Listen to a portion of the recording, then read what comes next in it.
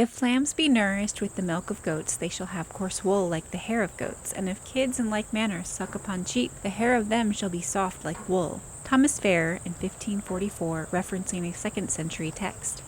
In Europe, from antiquity to the early 20th century, hiring a wet nurse was common, but fraught with concern that the character of a lower status wet nurse would be transmitted to the baby via milk. In England, James I's wife refused to have a wet nurse. Quote, "Will I let my child, the child of a king, suck the milk of a subject and mingle royal blood with the blood of a servant?" Unquote. But it could be positive. Michelangelo attributed his success as a sculptor to his wet nurse being the wife of a stonecutter. Most families sent their children to live with a wet nurse for a couple years. In 1612, French physician Guillemin suggested that when children return home resembling the wet nurse, it wasn't the milk, but the fact that the wet nurse had swapped in her own child. But even in the late 19th century, British socialite Margot Asquith claimed that her sister was so tall because she had a tall wet nurse.